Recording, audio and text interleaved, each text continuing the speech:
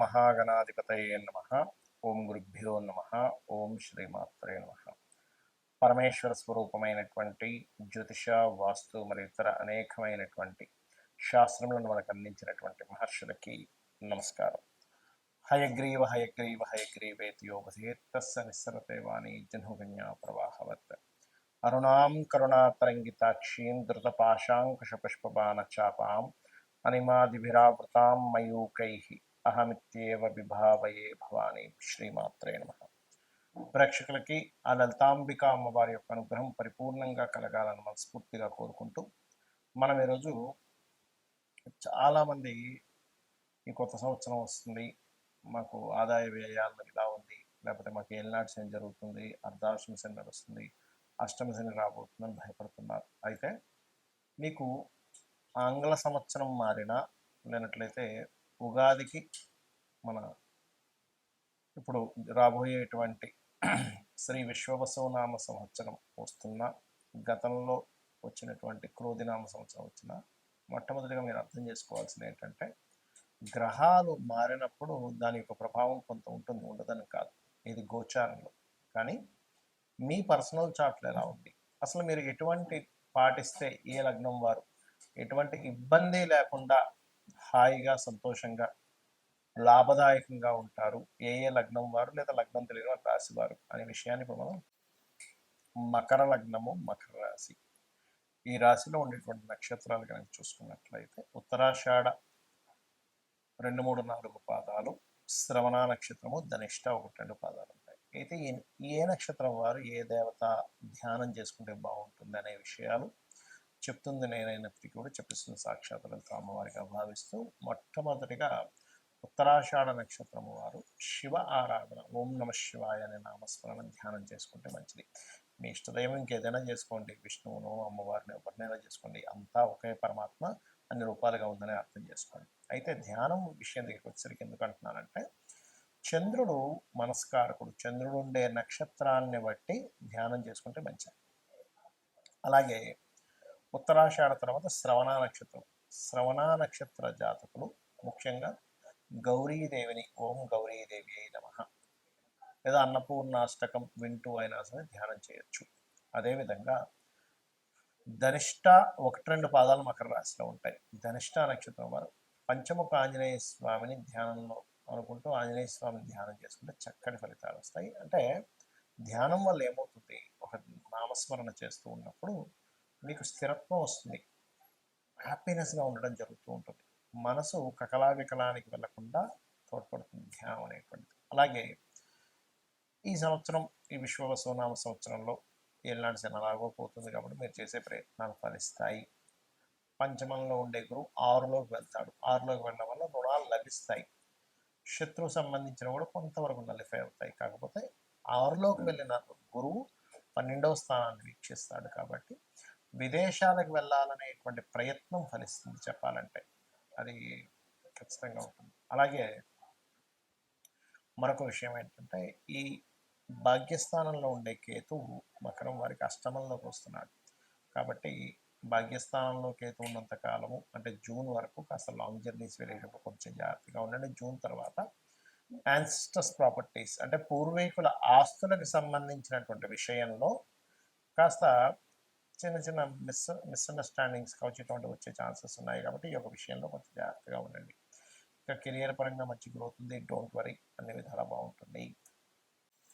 ఏ లగ్నం వాళ్ళైనా ఏ రాశి వారైనా సరే ఈ కొత్త సంవత్సరంలో బాగా కలిసి రావాలంటే కొన్ని సూత్రాలు పాటించండి. మీకు ప్రతిసారి ఎదురు చూస్తూ ఉంటారు, ఈ సంవత్సరం నుంచి బాగుంటుందేమో, ఇంకో సంవత్సరం నుంచి బాగుంటుందేమో, ఇప్పటికైనా నా కష్టాలు పోతాయేమో ఎదురు చూడటం కాదు, కొన్ని పాటిస్తే ఖచ్చితంగా క్లియర్ అవుతాయి. ఏమిటవి అంటే, ఒకటి, ఈ గ్రహాల యొక్క ప్రభావం అంతా కూడా మన కర్మని ఆధారం చేసుకుని ప్రభావితం అంటే అవి ప్రభావం చూపిస్తూ ఉంటాయి. అంటే మన కర్మ, పూర్వజన్మలో ఏ కర్మ చేశామో దాని ఆధారంగా పూర్వజన్మ కర్మ తొలగాలి అంటే మనకు శాస్త్రాలు చెప్తున్నటువంటిది గంధముతో భగవంతుని పూజించాలి. గంధం వల్ల పుణ్యం పెరుగుతుంది అంటారు. ఏమిటంటే గంధం వల్ల పుణ్యం పెరగడం ఏమిటి అంటే, ఇందులో బయటకు బాహ్యంగా కనబడేటువంటిది మనకి గంధం అరగబావి చక్కగా మనం లం పృథ్వీ తత్వాత్మనే గంధం పరికల్పయామి అనేటివి మనం పూజ చేస్తూ ఉంటాం పంచోపచార పూజలు. కానీ ఇక్కడ దీని అర్థం ఏమిటంటే గంధము దీనికి గురువు అధిపతి, గురువు జ్ఞానానికి అధిపతి, గుర్తుపెట్టుకోండి. అంటే మీకు కనుక జ్ఞానం వచ్చినట్లయితే ఆటోమేటిక్గా పాపం తొలగిపోతుంది. మన శాస్త్రాలు కూడా ఇవే చెప్తున్నాయి, అంతే కదా. అంటే ఏమిటి, జ్ఞానయోగం చాలా గొప్పది అంటూ ఉంటుంది. అంటే నువ్వు జ్ఞానాన్ని సంపాదించుకో. గంధం ఎలా అయితే పూజ చేస్తావో గంధంతో పూజ చేయడం వల్ల జ్ఞానం పెరుగుతుంది. అంటే మనకి విచక్షణ పెరుగుతుంది, మనం ఏం చేస్తున్నాం ఏం చేయట్లేదు. అందుకని ఖచ్చితంగా గంధంతో పూజ చేయాలంటారు. అందుకే గంధము, ధూపము, దీపము, నైవేద్యము, పుష్పము, ఈ పంచోపచారాలు చేస్తుంటాం. అయితే ఇక్కడ నిత్యము ఉదయము సాయంత్రం ఒక దీపం పెట్టి ఒక్క 10 నిమిషాలు కూర్చొని చూడండి. మీ లైఫ్ ఏ సంవత్సరం వచ్చినా ఖచ్చితంగా మంచి మార్పు వైపు వెళ్తూ ఉంటుంది.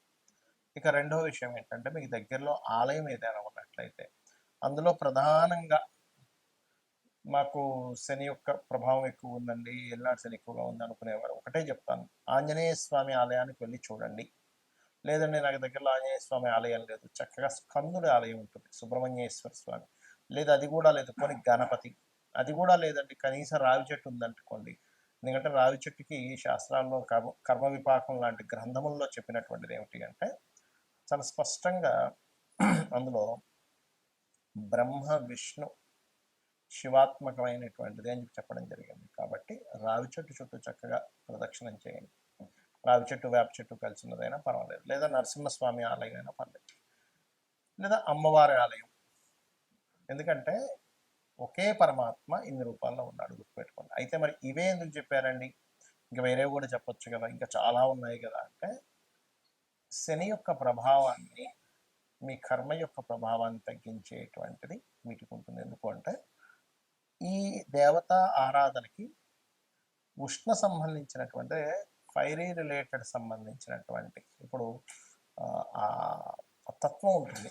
ఇప్పుడు శని భగవానుడి యొక్క ప్రభావం ఉంది అనుకోండి ఉదాహరణకి, దాని గురించి టెన్షన్ పడకండి, చెప్తున్నాను నేను ఉదాహరణ. అది కోల్డ్, మీరు గమనించండి, ఎవరికైనా జన్మజాతకంలో శని ప్రభావం వారి మీద ఉందనుకోండి, వాళ్ళకి జలుబు చేయడం ఎక్కువగా, లేదా బద్ధకము, నీరసము, ఇవి ఎక్కువగా ఉంటుంటాయి కామన్గా. సరే తర్వాత చేద్దాం, పోస్ట్ పోన్ చేయడం, ఇది కోల్డ్ రిలేటెడ్ సంబంధించింది, ఇది హీట్ రిలేటెడ్ సంబంధించింది. హీట్ ఎక్కడైతే ఉంటుందో కోల్డ్ రిలేటెడ్ తగ్గుతుంది. అలాంటప్పుడు అందుకే ఏం చెప్తారు, ఎక్సర్సైజ్ చేయండి, వాకింగ్ చేయండి, ఏదైనా గేమ్స్ ఆడండి, ఇవన్నీ చెప్తూ ఉంటారు. ఎందుకు అంటే దాని ప్రభావం పోవాలి, మార్స్ రిలేటెడ్ ఎనర్జీ పెరగాలి అనేటువంటి భావంతో. సో ఏదైనా ఆలయానికి వెళ్ళడం, గోశాలకు వెళ్ళి గోవులకి ఏదైనా తినిపించడము, ఏదైనా ఆలయంలో సేవాది కార్యక్రమాలు జరుగుతుంటే అక్కడికి వెళ్ళి మీ సేవ ఏదైనా చేయడం. ప్రత్యేకంగా ఇప్పుడు మనకి ఈ ఎండాకాలంలో చలివేంద్రాలు అవి పెడుతూ ఉంటారు, లేకపోతే ఒక చిన్న కుండ ఒకటి పెట్టుకుని ఒక నీళ్ళు కావాలంటే కూడా ఇస్తూ ఉంటే కూడా పితృదేవతల యొక్క అనుగ్రహం కూడా కలుగుతుంది. పక్షులకి నీళ్ళని పెట్టడం, ఇవి చేశారంటే 100% మీది ఏ రాశైనా, ఏ లగ్నమైనా, ఏ నక్షత్రమైనా ఖచ్చితంగా మంచి ఫలితాలు మీరు పొంది తీరుతారు. శ్రీమాత్రే నమః.